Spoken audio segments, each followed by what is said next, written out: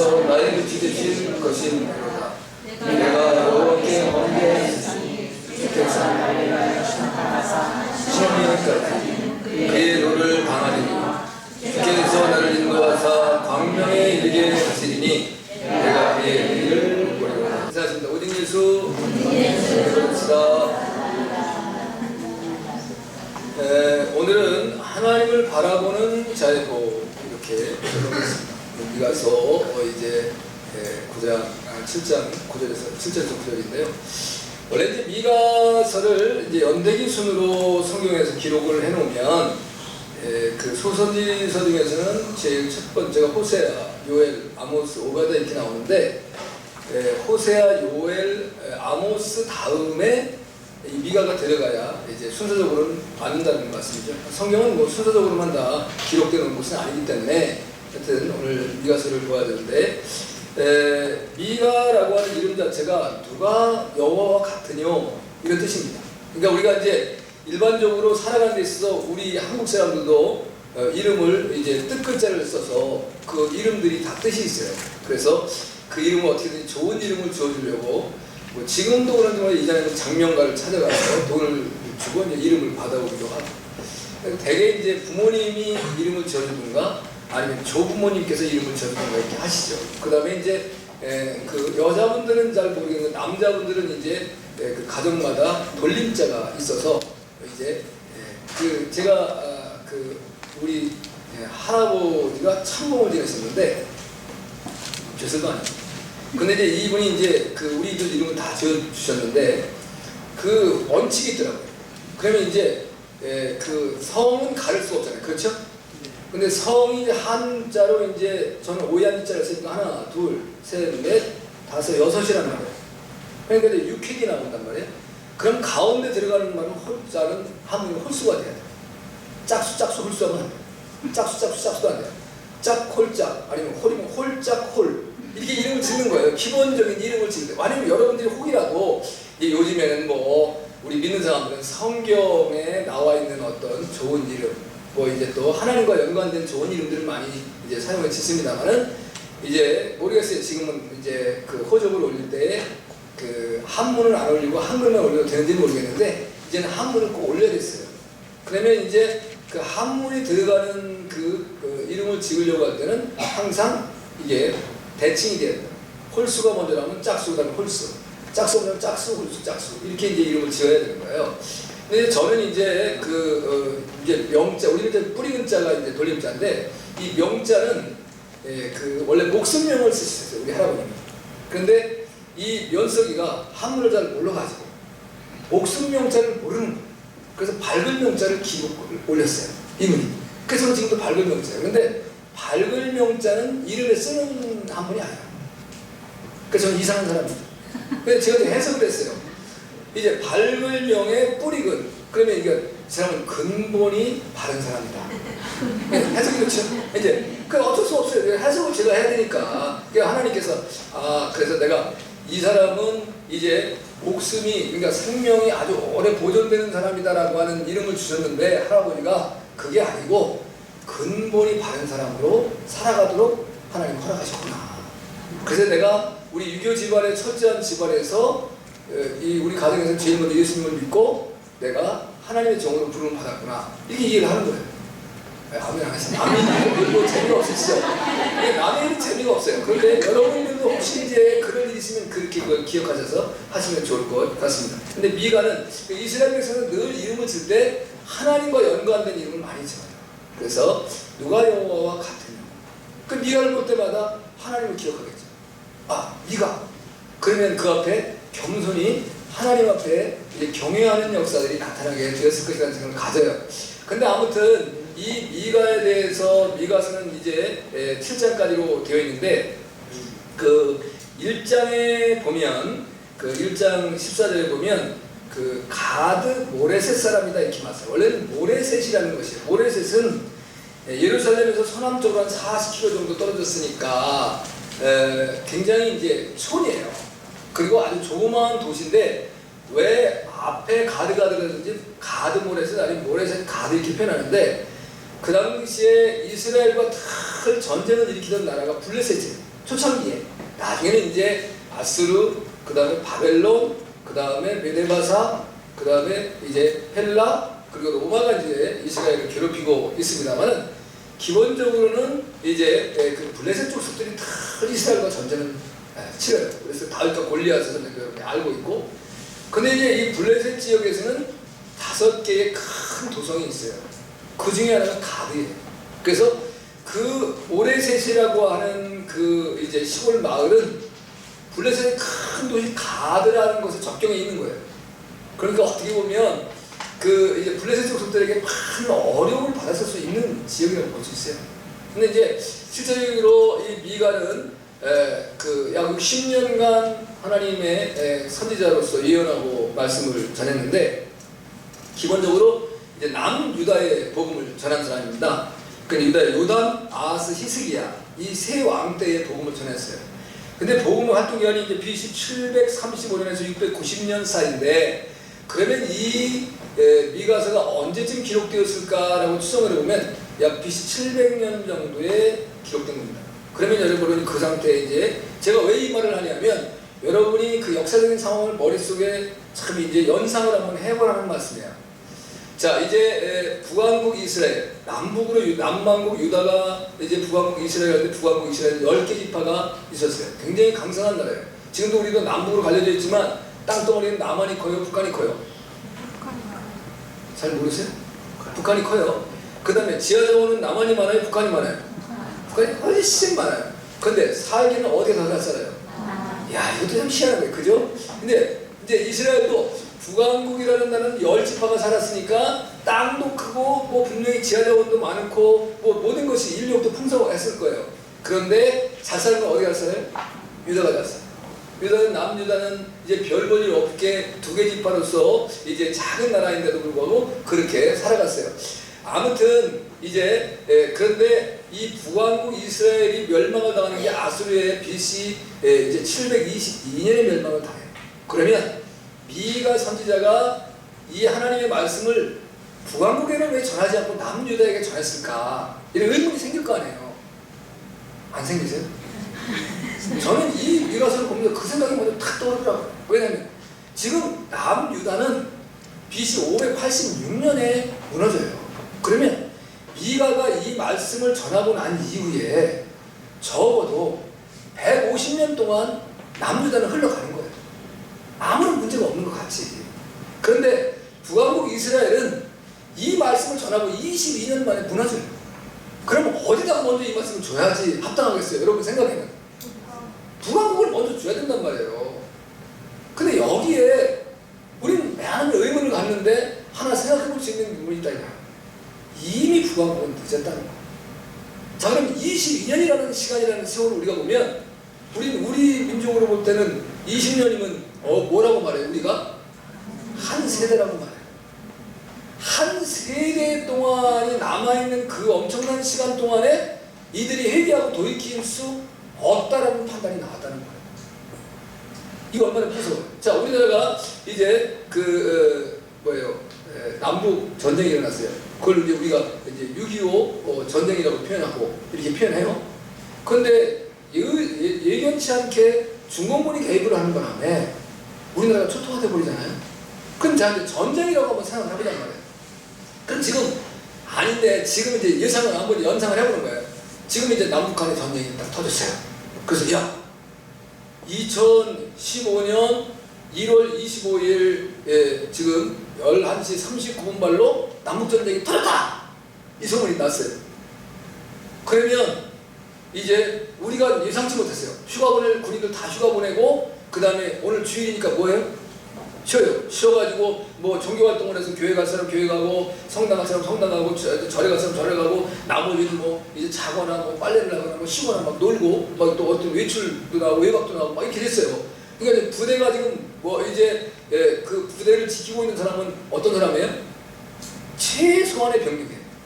이제 그런 상황에 베란간에 북한에서 탱크와 그 다음에 비행기가 떠서 폭격하고 몰려왔어요. 그러면 지금 우리가 방비해야 될 시간이 있을까 없을까요? 없어요. 그럼 우리가 어디다가 이제 마지노선을 발길을 쳐야 돼요? 38도 선 거기 딱 지켜서 빨리 이거를 무너지지 않게 막아야 된다. 그게 해야 돼요? 안 해요? 그렇게 못하는 거예요. 어디까지 버리냐면 의정부까지 버리는 거예요. 그리고 의정부 밑에다가 방어선을 치는 거예요. 그래서 그 밑으로 밀리지 않기 위해서 우리가 준비를 해야 돼요. 만약에 그러지 않으면 그 위에서 어떻게 막아보다 하다 보면 나라 전체가 무너질 수 있어요. 무슨 말인지 이해가 되십니까? 네, 이거예요. 그래서 북왕국이 곧 무너지고 북왕국은 쓰러질 수밖에 없고 그 이스라엘의 강대한 이 땅을 차지하고 있고 그런 나라가 왜 타락과 죄악 가운데 빠져있는데 그들에게는 하나님의 말씀이 증거되지 아니하고 이후로는 150년 이상을 견뎌나가야 되는 유다에게 하나님이 이 말씀을 주셨는가. 저는 이것 때문에 기도했다니까요. 고민스러워서.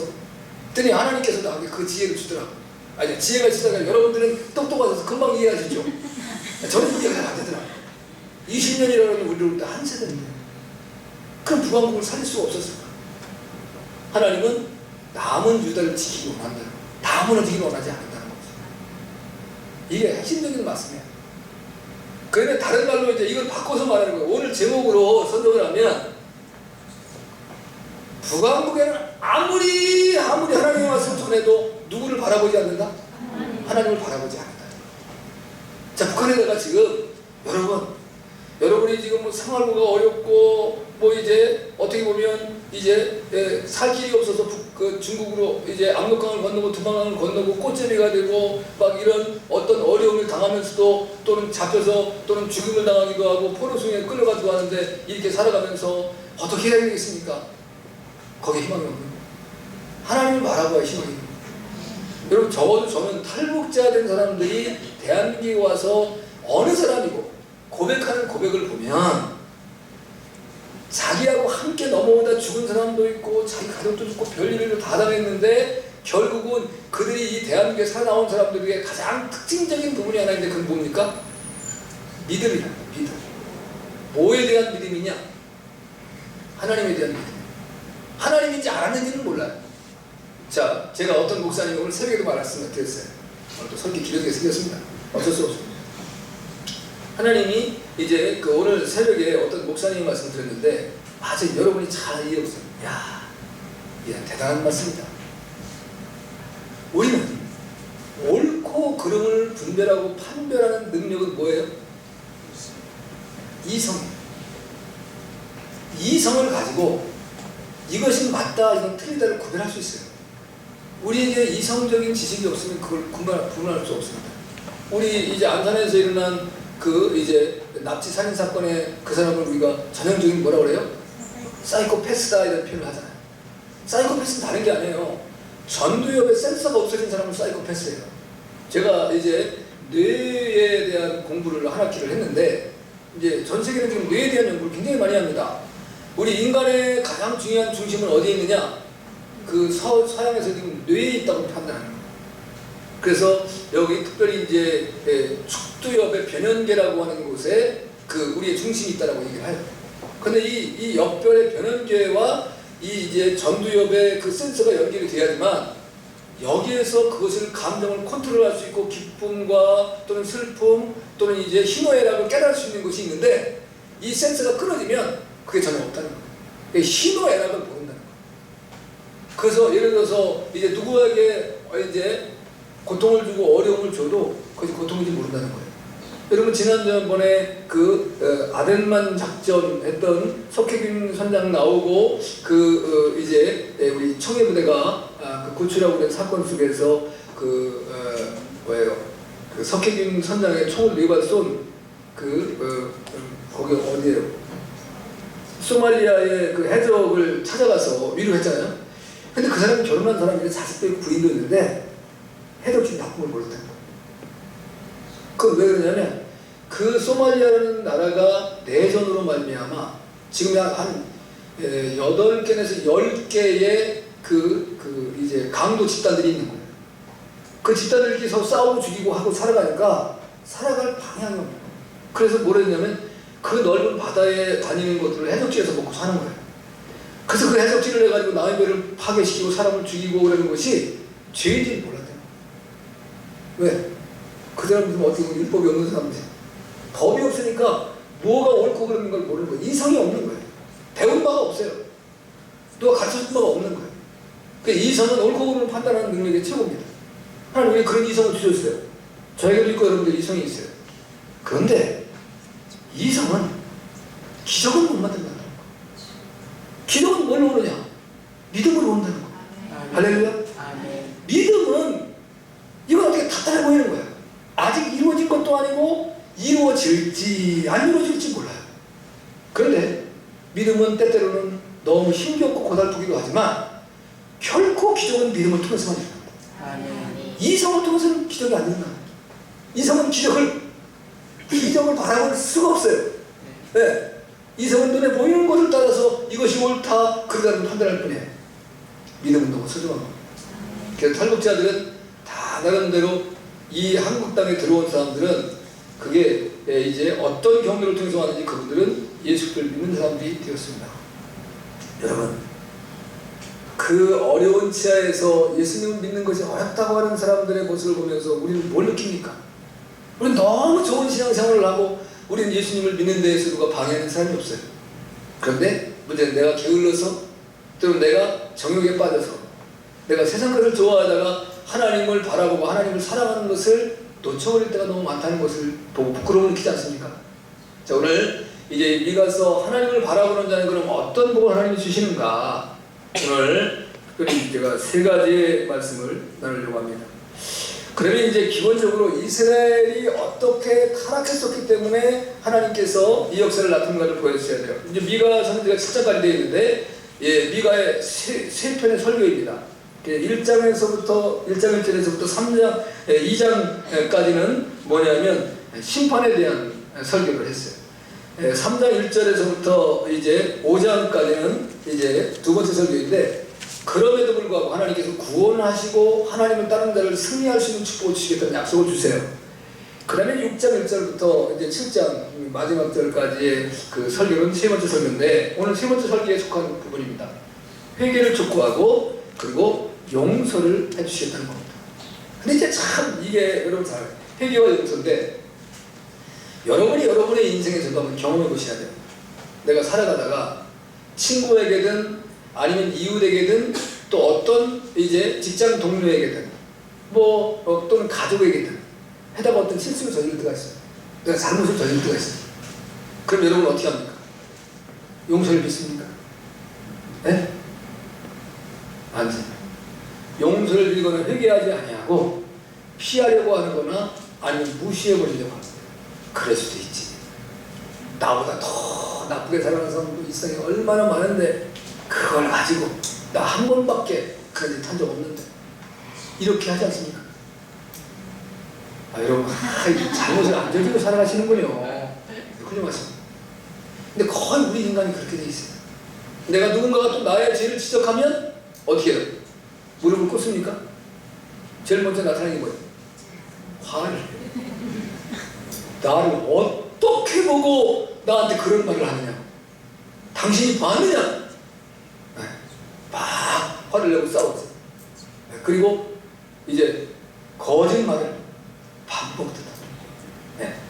금방 걸려들 것도 우선 아니라고 자꾸 떼고 봐요. 야, 참. 인간이 이전이나 지금이나 동일한 것 같아요. 근데 지금이 더한 것 같아요.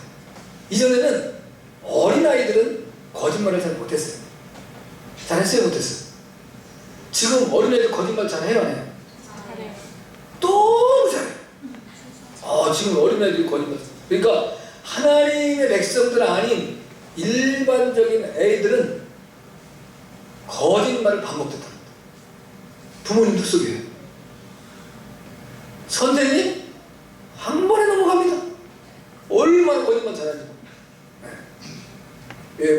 우리 아내에게 들은 말인데, 이 부곡동 지역에도 애들이 특별히 여자분들 그리고 이제 돈 좀 있어 보일 사람들한테 아주 불쌍한 척하고 이제 돈을 건네는 애들이 많대. 야, 무서워. 이게 문제 심각한 거예요. 여러분, 가정교육이 지금은 없어져서 그런 겁니다. 가정교육을 잘 시켜야 돼요. 자, 이제 그 이스라엘 도덕적 타락상이 한 12가지 정도 납니다. 오늘 저희가 이제 7장, 7절에서 9절, 10절까지 봤습니다. 7절에서 9절까지 봤지만 1절, 2절에서 6절까지 보면 선민이 이 세상에 끊어졌다는 겁니다. 그 다음에 두 번째는 사람들 중에 정직한 자가 없다는 겁니다. 2절에 나오는 말씀인데요. 형제를 죽이고 갈취하는 악인만 남아있다는 겁니다. 이게 무서운 거예요. 형제를 갈취하고, 여기서 형제라고 하는 것은 믿음의 서로 이제 백성들끼리 말하는 거예요. 그 다음에 3절에 보면 군장과 재판관이 뇌물만 찾는데, 우리 누가복음 17장에도 뇌물 좋아하는 재판관에 대한 얘기잖아요. 재판관. 뇌물 좋아하는 거. 이 세상에서도 이제 지난번에 보니까 뉴스에 나오는 어떤 판사가 뇌물 받아먹어가지고 구속돼요. 근데 사실은 판사를 구속하기가 쉬울까요? 어떨까요? 엄청 어렵지.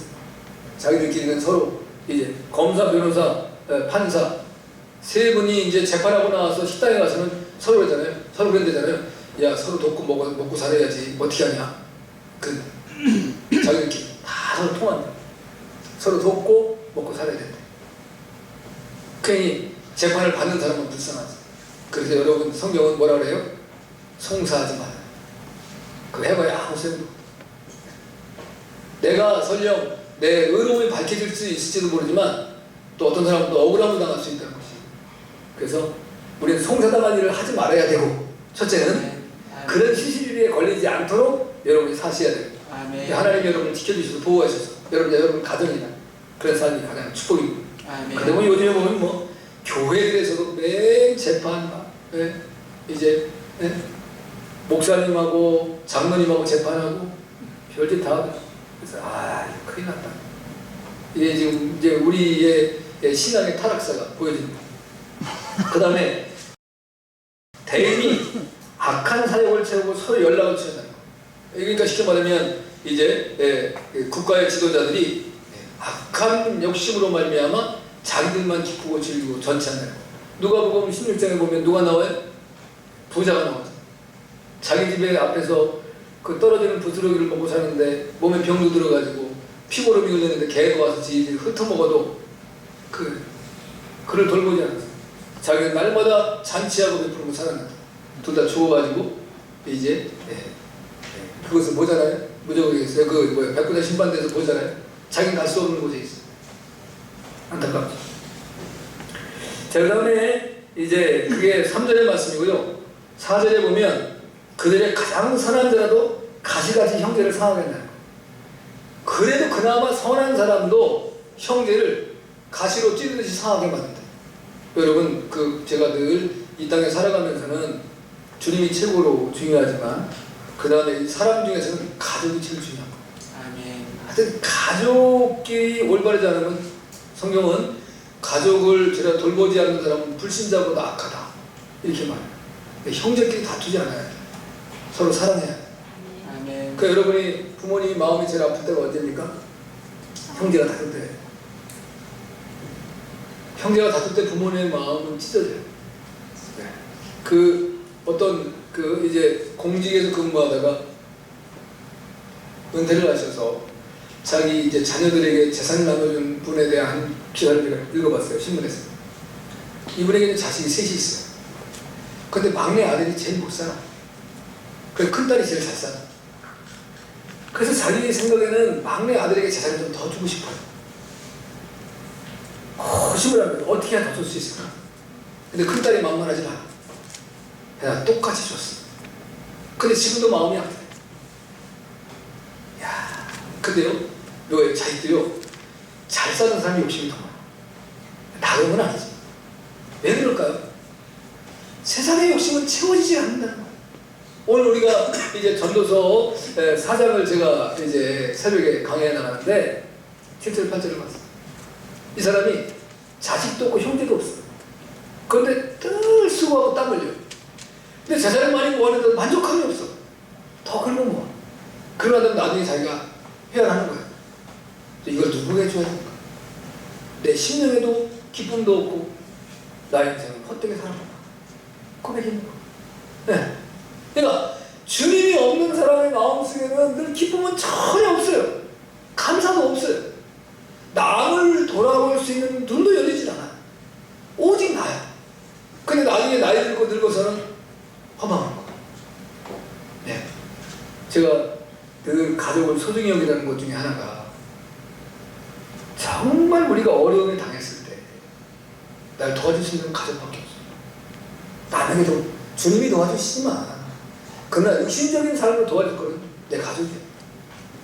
여러분이 부부 간에도 절대로 싸우고 다투지 말고, 아멘. 형제들 간에도 싸우지 말고, 아멘. 부모 자식 간에 척질 행하지 않고 아멘. 잘 존경하고 사랑하고 복된 삶을 살기를 주님으로 축복합니다. 아멘. 그 다음에 5절에 보면 악이 극의 날에 이웃과 친구를 믿을 수 없다. 그리고 이 세상에 제일 불행한 것이 아무도 못 믿는 거. 여러분, 아무도 못 믿어. 그 사람 불행한 사람이다. 그 다음에 남편과 아내 사이에도 믿음이 없어요. 남편은 아내가 내가 돈을 벌어다 주는데 그 돈을 빼돌리는 것 같은 생각이 들어. 아내는 남편이 분명히 지금 받아오는 봉급보다 더 받을 것 같은데 덜 주는 것 같은 생각이 들어. 이러면 그 부부 가운데 문제 생깁니다. 그럼 빨리 대화를 나눠야 됩니다. 그래서 내가 이런 마음이 드는데 당신이 나를 오해하지 말고 우리 터놓고 얘기를 한번 해봅시다. 그래서 서로를 풀어야 돼. 아니 진짜 성경은 뭐라고 말하냐면 부부싸움 하잖아요. 부부싸움 안 하세요? 네, 하는데 할 수밖에 없어요. 하는데 해가 지기 전에 화해해야 굉장히 중요한 거예요. 왜냐하면 오늘 싸웠는데 오늘 각각 내 방에 내가 잤어. 내일 아침에 얼굴 보면 꼴도 보기 싫어. 아니 그게 된다니까요. 근데 정말 힘든 거 오늘 풀면 그게 해결되는 거예요. 그게 정말 알량한 자존심이거든요. 부부간의 자존심이 못 필요해. 부부는 하나인데. 응? 아니 뭐 남편이 먼저 잘못했다고. 근데 왜 꼭 나만 잘못했다고 해야 돼? 지금 한 번도 잘못했다고 안 그랬고? 이런 것도 누굴 잘못한 거예요. 아니 먼저 잘못했다고 하는 사람이 이기는 거예요. 아멘도 안 해. 우리 교회 여자분은 굉장히 고집이 있으구만. 그러니까 이제 그 고집 부리지 마세요. 고집은 별로 좋은 게 아닙니다. 고집은 모두를 망하게 하는 거예요. 그러니까 먼저 화해를 요청하는 것이 축복이에요. 할렐루야. 그런 삶을 사세요. 그 다음에 6절에 보니까 아들이 아비를 멸시하고 딸이 어미를 대적한대요. 야. 어떤 못된 딸은 엄마한테 욕도 하더라고. 야, 무섭다. 엄마한테 욕하면 어떻게 되는 거예요? 절대로 그러면 안 돼. 야, 너희들 잘 들어라. 부모님한테 잘 해라. 막 화가 끌어올라도 참아. 그래야 돼. 그 다음에 며느리가 또 시어머니를 대적한대. 여러분 그 텔레비전에 시월든가 하는 게 뭐가 나오는 거 있어요. 야 거기 나오는 며느리를 당차지마. 하나도 안 돼. 그 시어머니들이 얘기하면 곧바로 받아치고 자기 할 말 다 하라고. 그래가 야이 시대 무서운 시대다. 옛날에 그랬거든요. 그 저희 세대만 되더라도 이제 그 장님으로 3년, 귀머거리로 3년, 엉어리로 3년 살면 그 가정에서 인정받고 살아간다. 근데 지금 할 얘기 다 하니까. 그러니까 요즘에는 그 부모님들이 그런 생각을 가지고 계신 것 같아요. 이건 부모님들의 탓인 것 같아요. 지들 삶은 지들 삶, 내 삶은 내 삶. 결혼만 시켜주면 알아서 살아가. 우리 그리스도인들 그러면 안 돼요. 그 제가 전에 목회하던 그 교회에 우리 그 선임 목사님이 딸만 둘이 있어요. 아들이 없잖아요. 근데 사위들을 이제 목사를 만들고 그 나중에 하나님 목사를 만들었어요. 그리고 바르게 살기를 원하는데 그게 또 마음대로 되어집니까? 그 이제 그 사모님이 서울대 약대 나오셔가지고 여하튼 뭐 재산이 좀 있었어요. 그러니까 자식들 다 해주고 그럽니다.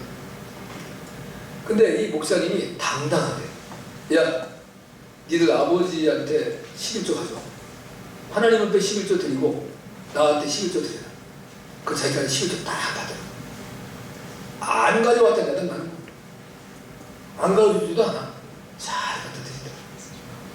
그럼 야 정말 잘 가르친 거야. 부모님에게 잘하셔야 돼.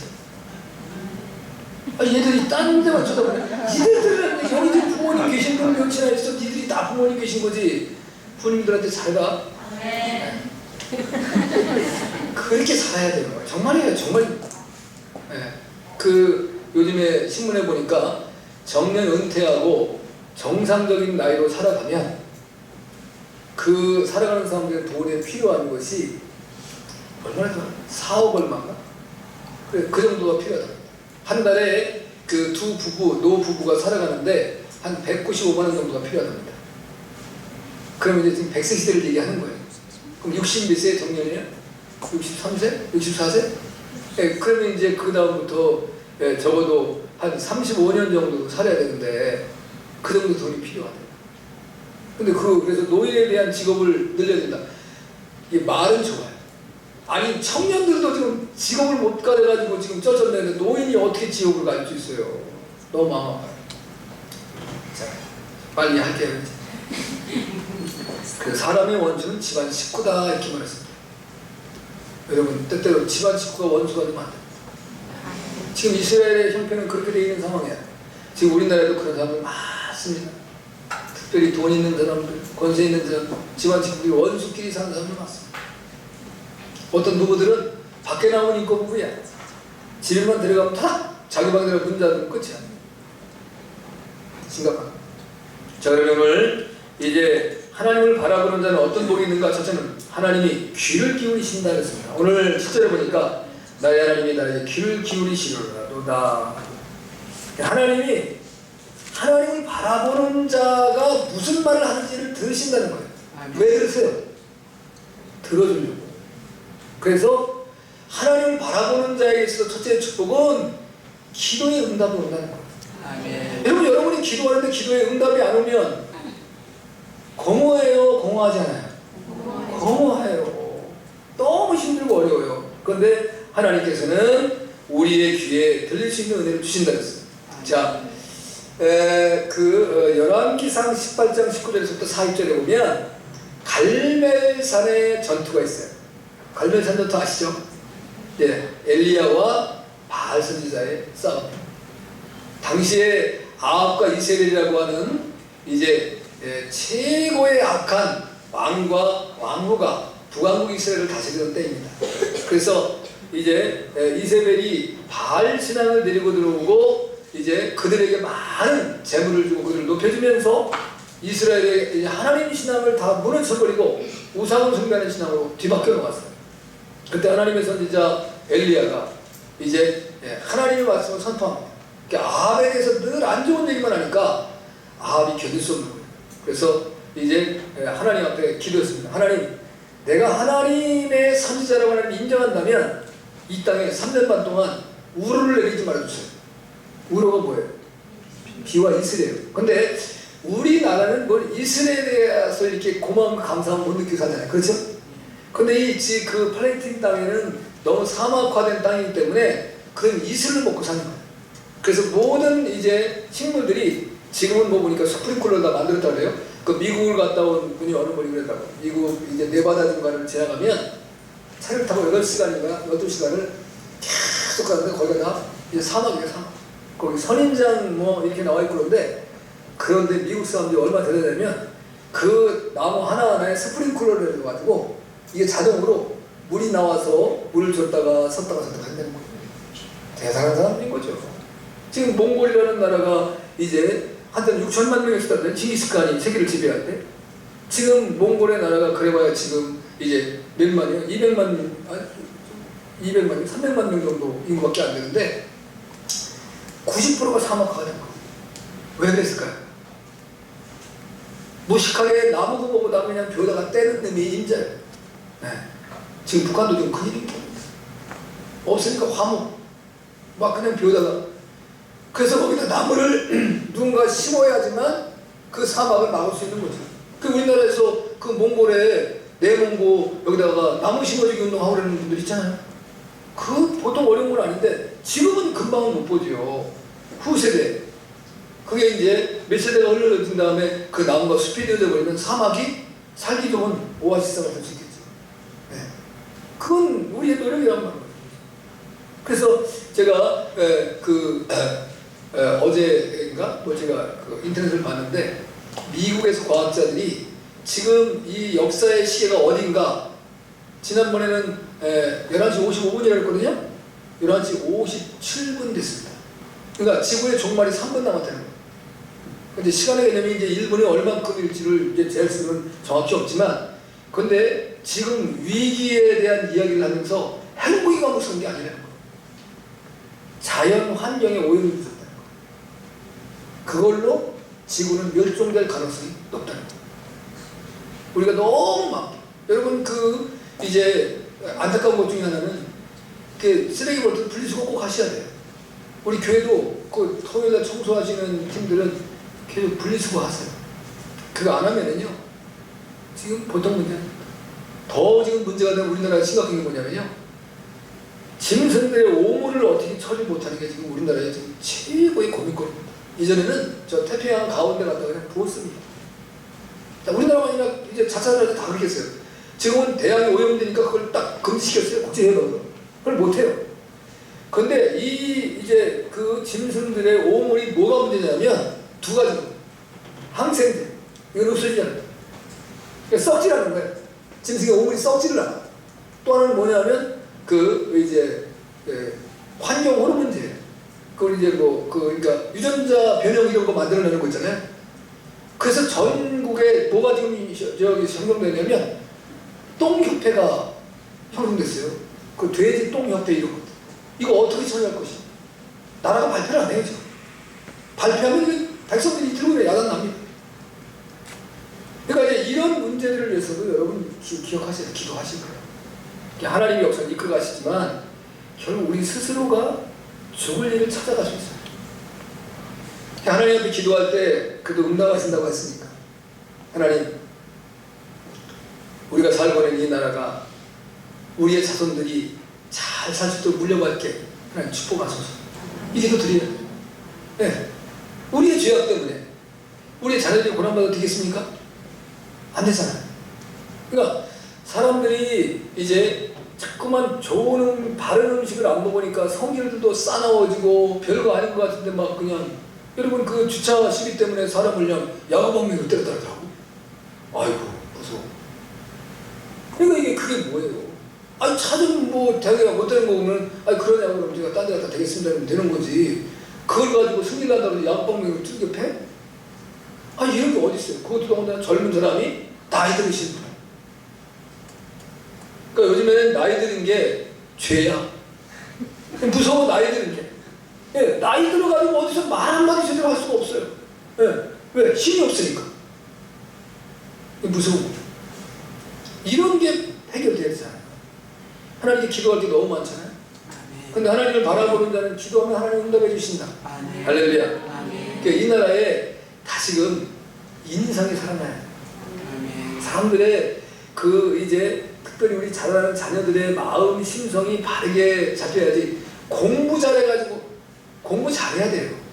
그런데 심성이 잘못된 녀석이 서울대학 나오면 모두 이제 똑똑한 사람이 심성이 약하면 수많은 사람들을 죽입니다. 근데 멍청한 사람이 이제 어떤 힘을 얻으면 많은 사람 죽이잖아요. 그렇다고 여러분이 이제 다 이제 난 멍청하게 살게 이러는 건 아니고, 단지 우리의 심성을 바르세워요. 하나님 그 기도를 들으셔야 돼요. 근데 엘리야와 바알 선지자의 전쟁에서 바알의 선지자들은 오전 내내 불을 짓고, 그리고 안 되니까 자기 몸에 상처를 낸단 말이에요. 그 이제 이 이방 종교들의 특징이 그거잖아요. 그래도 응답이 없었어요. 근데 엘리야는 하나님께 기도했더니 그대로 하늘에서 불이 내려 제물을 태우고, 이제 그 사방의 구덩이 우무지의 물까지도 다 핥았다. 할렐루야. 하나님의 역사. 하나님은 그 사랑하는 백성들의 기도에 응답하십니다. 여러분이 정말 하나님을 이제 바라보고 기도하셔야 돼요. 내가 여러분의 욕심으로 기도하는 것이 아니라 하나님을 바라보고 기도하셔야 돼요. 할렐루야. 두 번째는 엎드러질지라도 일어난다 그랬습니다. 오늘 8절의 말씀 보니까 나는 엎드려질지라도 일어날 것이요 어두운데 앉을지라도 여호와께서 나의 빛이 되실 것이미로다. 이게 엎드러질지라도 일어난다는 것은 하나님께서 어떤 환경, 환란 중에도 우리를 보호하신다는 거예요. 엎어지는 건 환란이에요. 아멘. 넘어지는 게 좋은 사람이 어디 있습니까? 앞으로 넘어지면 거기까지 넘어지고 뒤로 넘어지면 내일 탄다며. 그 옆으로 넘어지면 한 번에 갈 수도 있어요. 그런데 하나님께서 우리를 지켜주시고 일어날 수 있도록 잠언서 24장 16절에 이렇게 말씀합니다. 의인은 7번 넘어질지라도 다시 일어설 것이요 아멘. 악인은 재앙 중에 넘어지리라. 아멘. 아멘. 아멘. 이건 뭐 어렵지도 않으니까 그냥 지금 해보세요. 잠언서 24장 16절 의인은 7번 넘어질지라도 다시 일어설 것이요 악인은 재앙 중에 넘어지리라. 얼마나 좋습니까? 여러분 일어나게 하나님 해주신다는 거예요. 아멘. 아멘. 아멘. 근데 주님 안에 있어야 된다는 거예요. 네, 다른 거 다 소용없어요. 주님 안에 있으면 하나님 여러분 일어날 수 있는 능력을 주십니다. 아멘. 자, 이사야 선지자를 통해서 하나님 주신 말씀이 있습니다. 이사야 선지자도 남한국 유다가 이제 제약 가운데 무너질 것에 대한 말씀을 하시면서 40장 이제 8절부터 그 31절까지 보면 이렇게 말합니다. 너는 알지 못하였느냐? 듣지 못하였느냐? 영원하신 하나님 여호와 땅 끝까지 창조하신 자는 피곤치 아니하시며 곤비치 아니하시며 명철이 한이 없다. 하나님은 피곤치도 않고 곤비치도 않고 명철이 한이 끝이 없다는 거예요. 그런데 그 하나님 앞에 나오면 하나님이 못 지키시겠습니까? 그래서 하시는 말씀이 피곤한 자에게 능력을 주시고 무능한 자에게는 힘을 더하시나니 소년에도 피곤하며 장정이라도 넘어지며 자빠지되 오직 여호와를 낭만하는 자는 새 힘을 얻으니 독수리의 날개치며 올라갔을 것이요. 우리의 찬송가 이제 394장에 보면 이제 그 주를 낭만하는 자 어떻게 올라간다는 거예요. 주님을 바라보는 자는 위로 올라가는 거예요. 아멘. 우리가 때때로 내가 삶을 살다 보면 앞뒤 좌우가 콱 막힐 때가 있어요. 앞을 봐도 절벽, 뒤를 봐도 절벽, 옆을 봐도 절벽. 근데 감사하게 위로가 뚫려져 있어. 아멘. 근데 내가 내 욕심을 버리지 않으면 위를 볼 수 있는 힘이 안 생기는 거예요. 제가 그 얘기 했잖아요. 돼지는 딱 한 번 하늘을 본다. 언제? 죽었을 때. 목에 칼 들어가서 뒤집히면서 하늘 보는 거예요. 그러니까 우리는 땅만 보고 살아가면 안 된다는 거예요. 돼지는 왜 땅을 파는 줄 압니까? 이게 상수리나무를 치다가 툭 내렸는데 위에 상수리가 떨어졌어. 상수리를 먹었는데 자기 생각에서는 땅에서 상수리가 나오는 걸로 생각하는 거예요. 위에서 떨어진 걸 모르고 그냥 땅만 파는 거예요. 상수리가 나오는 거. 나와요 안 나와요? 안 나와. 위를 보아야 돼. 위를. 하나님을 바라보아야 돼. 아멘. 여러분의 삶이 뭔가는 답답하고 막혀있고 어렵고 힘겨우면 위를 보는 은혜가 있길 주님을 축복합니다. 아멘. 마지막으로는 주께서 광명에 이르게 하신다 이랬습니다. 오늘 9절에 보니까 주께서 나를 인도하사 광명에 이르게 하시리니 내가 그의 공의를 보리로다. 예수님께서 천국으로 우리를 인도해 주신다는 것인데요. 이제 광명, 이제 그 예수님을 빛으로 표현합니다. 요한복음에 특별히 이제 에고 에이미 나는 무엇이다. 나는 빛이다. 나는 생명이다. 나는 생명의 떡이다. 나는 영생수다. 나는 포도나무다. 예수님 이거 7번이나 말씀하세요. 나는 그것이다. 그러니까 우리가 이제 광명, 빛으로 인도하는 것은 이제 천국으로 인도하는 걸 말씀하시는 거예요. 이걸 이제 예표적으로 표현하면 여러분, 그 주님은 분명히 말씀하시기를 우리가 구원받을 수 있는 유일한 길은 오직 예수님밖에 없다는 거예요. 아멘. 많은 사람들은 다 이것저것 어디서도 구원을 얻을 수 있다는 생각을 하실지 몰라요. 그런데 성경은 분명히 말씀하시기를 천하에 구원받을 만한 이름을 예수 이름 이외에 준 적이 없다. 아멘. 사도행전 4장 10절 말씀. 우리가 잘 아는 것처럼 요한복음 14장 6절에 보면 내가 곧 길이요 진리요 생명이니 나로 말미암아 내 아버지께로 올 자가 없느니라 하나님 이렇게 말씀하세요. 요한계시록 3장, 이제 2장 3장에 보면 소아시아 7교회가 등장합니다. 에서보드 사빌라 이 교회들이 등장하는데 에베소 교회에서부터 이제 그 빌라델피아 교회까지 그 7개 교회는 우리가 살아가는 이 시대 속의 역사 속에 어느 시대에나 동일하게 있다는 거예요. 그런데 온전히 구원받은 그 교회는 그건 죄종들이 먼저 받은 거예요. 우선 목사가 바로 서야 돼요. 아멘. 그래야 성도들이 바로 서는 거예요. 아멘. 여러분 잘 기억하셔야 돼요. 이제 성도들이 이제 어디 보면 사대교회 같은 데는 죄종이 잘못했어요. 근데 거기 보면 너희 중에 이제 그 하나님의 말씀을 따라가는 몇 사람이 있다라고 말씀하세요. 그러니까 하나님의 종이 잘못됐는데도 성도들이 괜찮은 사람이 있을 수 있어요. 근데 그건 극히 드뭅니다. 주의 종이 잘못했으면 성도는 다 한 번에 훅 가는 거예요.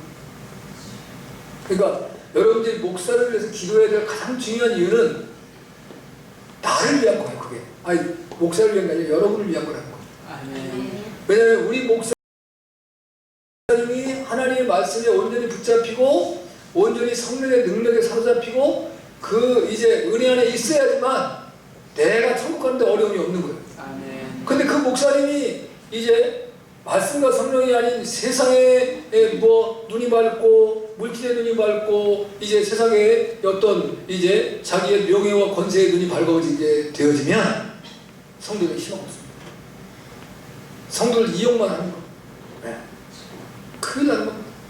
그래서 우리 목사가 타락하지 않도록 우리 목사님이 하나님의 말씀에 든든히 있어서 성령의 인도를 따라 우리를 천국으로 바르게 인도할 수 있게 도와주세요.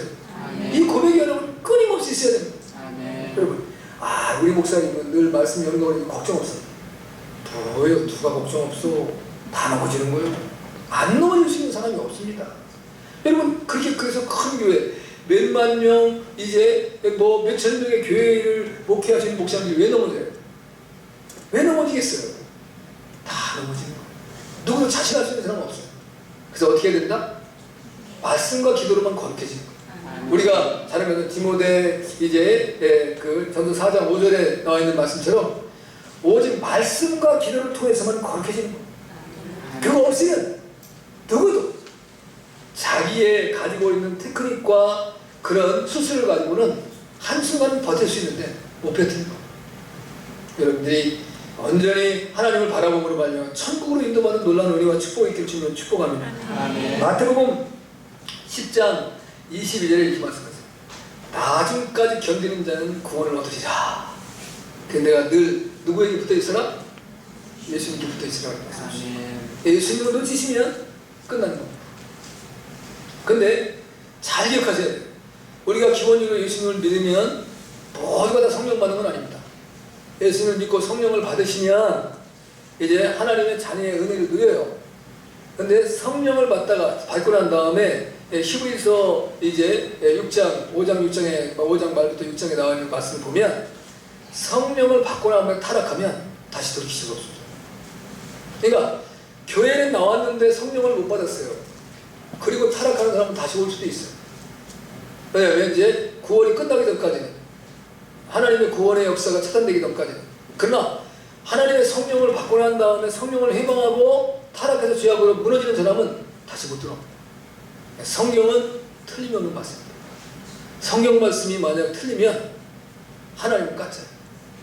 여러분이 정말 내가 하나님의 성령을 받아 성령은 세 가지 얘기했어요. 간단한 거예요. 성령은 그냥 푸뉴마 그러면 우리의 인격을 변화시키는 성령이에요. 그걸 나를 거듭나게 하는 거예요. 그걸 내가 언약의 성령이라고 표현했어요. 그 성령을 받으면 하나님께서 우리를 마귀가 손 못 대게 지켜주는 거 어디까지? 백보자 심판 때까지. 구속의 완성의 날까지. 그런데 내가 스스로 죄악을 선택하고 타락하는 것은 하나님도 건들지 않아요. 그건 내 길이잖아요. 그러니까 마귀가 와서 함부로 나를 하나님의 자녀인데 지가 끌고는 못 가요. 근데 내가 세상이 좋아서 정욕에 빠져가지고 세상 좋다고 따라가는 것은 하나님도 안 말려. 무슨 말인지 아세요? 이게 너무 중요한 거예요. 지금 간단한 건데 이거 한 학기 공부시켜야 될 걸 지금 이제 몇 분의 1이 하는 거예요. 그 다음에는 우리가 중요한 게 하기오스 푸니마인데 이 성령은 사역의 성령이에요. 내가 하나님의 교회의 일꾼으로 하나님의 나라를 위해서 일할 수 있기 위해서 주시는 성령이에요. 그래서 제가 말한 인격을 변화시키고 언약의 성령이 충만할 수 있도록 사역의 성령이 충만할 수 있도록 기도하셔야 돼요. 성령 받았다고 끝나는 거 아니에요? 성령이 충만해야 돼요. 그래야 내가 죄악에 쓰여지고 넘어지잖아요. 그래서 마지막에 주신 성령이 뭐냐면 이제 그 알레데이아 프리마요, 보혜사 진리의 성령이라는 표현을 쓰는데, 이 성령은 내가 구해서 주는 겁니다. 하나님 구할 필요가 없어요. 이것은 내가 구원의 완성을 이루어서 다시는 타락하지 않는 사람에게 하나님께 선물로 준 거예요. 그 선물을 받은 사람은 어떠한 문제에 빠져도 취하지 않아요. 자, 이제 요거 하나만 말씀드리고 마치겠습니다. 성경에 보면 창세기 12장 15절과 22장 2절, 이게 누구에 대한 얘기냐면요, 살아야 되네. 사라인데 창세기 12장 15절에서는 사레야. 사레는 누구냐 하면 이제 아브라함의 부인이에요. 그러면 아브라함은 큰아버지, 사레는 큰어머니야. 근데 그 이후에 하나님의 은혜로 이들이 이름이 바뀌어요. 새 이름을 얻어요. 새 이름은 누구에 주냐면 구원이 완성된 자에게 주신 하나님의 축복이에요. 요한계시록에 보면 새 이름을 받은 자는 하늘나라에 들어가는 놀라운 축복을 주시는 거예요. 근데 새 이름을 얻기 전에 이제 흉년이 들어서 창세기 10장에 애굽으로 이제 아브라함이 자기 아내 사례를 데리고 내려가요. 내려갔다가 바로가 보니까 너무 아름다운 거예요. 그때 나이가 이제 몇 살이 됐겠어요? 70한 5, 6세니까 이제 그 사라의 나이가 한 65, 6세 됐거든요. 그때는 뭐 100살 이상 뭐 이제 127세, 175세, 127세를 살았으니까 이제 뭐 한참 이제 아름다울 때죠. 그 바로가 물어요. 누구냐 했더니 아브라함이 먼저 얘기했어요. 바로가 물으면 실제적으로 우리가 이제 이복 누이니까 누이라고 대답해라. 누이 동생이라고. 왜? 내 부인이라고 하면 나를 죽이고 너를 뺏을까 두렵다. 그래서 거짓말을 해요. 그 바로가 어떻게 해요? 그 아브라함의 아내 사례를 취해요. 그 자기 아내로 삼아요. 아내로 삼은 거예요, 진짜. 그건. 근데 그거를 원문에 보면 수동태, 3인칭 미완료 수동태. 이렇게 말하면 수동태로 취하였다라고 하는 말이 3인칭 이제 수동태로 쓰였다는 것은 강동사예요. 와우 강동사를 떠서 수동태로 했기 때문에 그 사례의 마음에 상관없이 바로가 자기 욕심을 챙긴 거예요. 근데 그 후에 이제 또 흉년이 들어서 아브라함이 새 이름을 얻고 사라는 이름을 얻고 내려갔다가 아비멜렉 왕에게 또 이제 보여요. 근데 아비멜렉이 딱 보니까 이제 근데 하나님께서 그 밤에 딱 나타나서 사라를 돌려주라래요. 그건 아브라함의 부인이다. 만약에 건드리면 내가 내 집에 씨를 말리겠다. 하나님 이렇게 말씀하세요. 그래서 보내주면서 아브라함에게 이렇게 말합니다. 왜 거짓말을 했냐? 바르게 말했으면, 그렇지 않았으면 내 백성들 중 하나가 죄를 지을 뻔하였으리라. 이런 말씀하실 때 그때는 능동태, 미완료 3인칭 능동태가 들어가요. 그러니까 새 이름을 바꾸고 난 다음에는 죄하지. 자신이 아무리 악한 영들이 우리를 괴롭혀도 우리가 승리할 수 있는 힘이 생기는 거예요. 할렐루야. 그러니까 여러분이 보혜사 진리의 성령은 내가 구해서 주는 게 아니에요. 하나님이 내가 구원의 완성을 이룬 사람에게 선물로 주시는 놀라운 축복이에요. 우리는 그걸 다 받기를 원해요. 저는 늘 그것이 내 마음의 소원이에요. 내가 구했다고 주는 게 아니에요. 내가 하나님의 마음에 합한 자가 되었을 때 나에게 승리해요. 그래서 로마서 8장 1절에서 보면 이제 우리를 그 생명과 성령의 법이 죄와 사망의 법에서 우리를 해방시켰다는 말씀을 주고, 하나님 주셔서 해방받게 만들고 다시는 죄를 짓지 않고. 여러분, 오늘 여호와를 바라보는 자에 대해서 받는 복 세 가지를 드리겠습니다. 하나님 우리의 기도에 응답해 주십니다. 하나님 우리를 들으십니다. 우리가 무슨 말을 하나님 다 들어주십니다. 그리고 내가 넘어져도 일어나게 해주세요. 환난 중에 하나님 우리를 보호하십니다. 그리고 마지막으로는 우리를 광명 가운데 이르게 만드십니다. 저와 여러분 천국으로 인도하시는 하나님, 그 주님을 여러분이 오늘도 사랑하시고 이 한 주간도 놓치지 않고 승리해서 이제 2015년 한 해가 복된 한 해를 시킬 주님을 축복합니다. 아멘. 다 같이 일어나셔서